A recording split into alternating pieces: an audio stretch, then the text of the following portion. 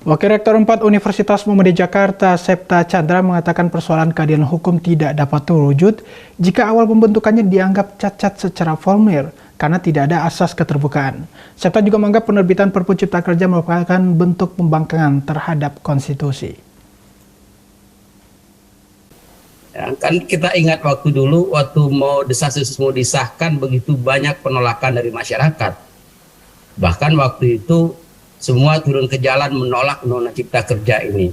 Sehingga kemudian sempat dihentikan sejenak, lalu dalam waktu yang tidak terlalu lama, pemerintah tetap memaksakan lahirnya undang-undang ini. Tentu menjadi pertanyaan bagi publik, bagi masyarakat, apa sebenarnya ingin dicapai dari undang-undang ini? Padahal jelas ada penolakan yang begitu luar biasa dari masyarakat.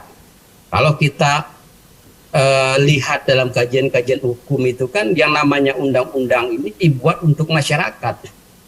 Ibi societas, ibi ius, di mana ada masyarakat, di situ ada hukum. Artinya hukum dan masyarakat itu tidak bisa dipisahkan.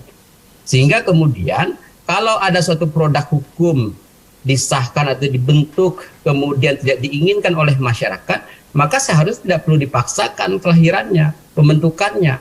Karena tadi tidak akan menjadi suatu harapan bagi masyarakat. Padahal tadi saya katakan dua hal yang tidak bisa dipisahkan. Kalau kita bicara soal keadilan hukum, harusnya keadilan hukum itu sudah dapat dirasakan dan disentuh oleh pembentuk hukum sejak pembentukan peraturan perundang-undangan itu. Apa yang disebut dengan keadilan hukum secara in abstrakto. Kemudian nanti akan menjadi in concreto dia ketika diterapkan dalam suatu peristiwa-peristiwa yang konkret. Nah, keadilan hukum ini tidak akan bisa terwujud jika dari awal pembentukannya saja dianggap cacat secara formil. Di antaranya tadi keterbukaan, asas keterbukaan dalam prosesnya. Bagaimana draft yang diminta dari kata Pak Iwan Satriawan seakan-akan ditutupi. Sehingga kemudian masyarakat untuk berpartisipasi dalam mengkaji undang-undang itu menjadi tertutup.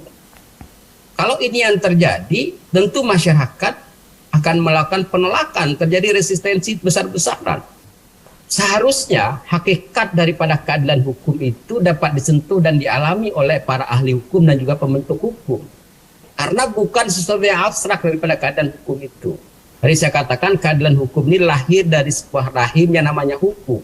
Makanya hukum kalau kita artikan undang-undang, undang-undang itulah yang menjadi dasar daripada terwujudnya keadilan hukum tadi itu. Nah, kalau undang-undangnya tersendiri yang dibentuk tadi itu tidak mencerminkan satu keadilan hukum, maka merupakan satu hal yang mustahil keadilan hukum itu dapat diwujudkan di tengah masyarakat dari sebuah undang-undang atau peraturan perundangan yang disahkan oleh pemerintah tersebut. Oleh karena itu, saya mendukung untuk Perpu ini ditinjau kembali. Nah, ini kemudian Perpu ini juga dikeluarkan di akhir tahun, kemudian juga dengan alasan ini itu yang tidak jelas misalnya, saya kira ini juga sebagai bentuk pembangkangan terhadap konstitusi. Tidak mentaati perintah konstitusi. Begitu. Sehingga kemudian Perpu ini lagi-lagi mengalami kecacatan. Kelahirannya, keberadaannya memang tidak diinginkan oleh masyarakat. Saya sepakat tadi, kita berharap Perpu ini ketika diajukan ke DPR nanti, DPR menolak. Karena memang Perpu ini memang tidak diinginkan. DPR sebagai perwakilan daerah harusnya mendengar aspirasi masyarakat yang di mana di masyarakat itu terjadi resistensi atau penolakan yang begitu dahsyatnya terhadap undang-undang ini. Terutama mereka yang merasakan dampak secara langsung bagi para pekerja misalnya.